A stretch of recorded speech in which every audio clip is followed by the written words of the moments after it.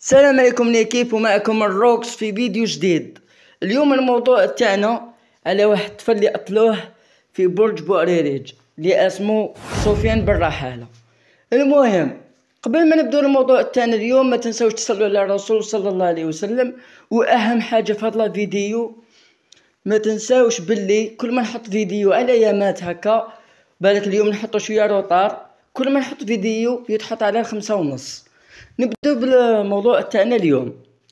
فاجعة تحدث في ولاية برج بوعريريج، راحت ضحيتها شاب اسمه سفيان بن رحالة، إنا لله وإليه راجعون. الشاب هذا توفى بطريقة وحشية، لا حول ولا قوة إلا بالله. تبعوا السيد وش قال باش تفهموا قاع التفاصيل وباينة.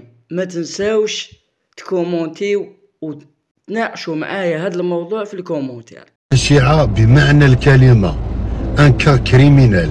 شوف خونا هذا من البرج، على بالك واش داروا له 4 صحابه، ربطوا له يديه ربطوا له رجليه وقتلوه. كي قتلوه قول لي انت اسكو تقدر تزيد دير الواحد تقتلو، تزيد تدخل له التويو هذاك اللي ينفخوا به الروض، لابومب هذيك تاع الروض، دخلوا له التويو في فمه وقنفلاوه. استغفر الله، لا اله الا الله محمد رسول الله. قولوا لي نتوما واش من الكاشي اللي راكم تاكلوا فيه؟ قولوا لي نتوما اسكو عباد ولا دوك الناس يوليو يخافوا يطلقوا ولادهم برا؟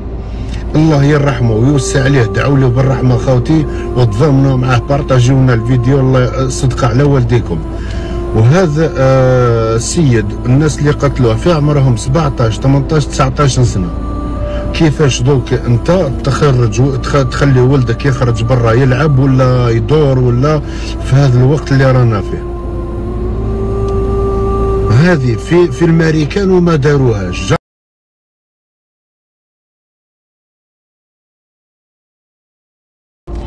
اول مره نسمعها صارت في برج بوعريريج. خوتي الناس البرج الله يصبركم، خوتي على بالي باللي راكم في صدمه كبيره. الله يصبركم والله يصبر اهله والله يصبر جيرانه والله يصبر كاع الجزائر، باسكو لي كا كيما هادو والله العظيم غير القلب يوجع قلبك. والسلام عليكم خوتي، والله يرحمه ويوسع عليه ان شاء الله. بون ايكيب كيما سمعتوا لا فيديو، قال لك سيد واحد الربعة كانوا واحد 17 سنة، واحد كاع صغار، وتحاماولو وربطوه ومر ما دارولو كاع داك الشي بومباوه، دارولو هذيك البومبا في فمو وما تصرى اللي صرا، ما نقدرش نقولها باسكو اليوتيوب ما يحبش. وفي لا فيديو كانوا هز زوج قطعات، راكو فاهمين، ما يحملهمش اليوتيوب. المهم ما تنساوش تصلوا على الرسول صلى الله عليه وسلم، وان شاء الله تكون عجبتكم لا فيديو. ومعايا غير جديد خوتي، غير جديد ليكيب. المهم اللي مازال ما ابوناش في هذا القناه راه مراطي تاع السهره مراطي.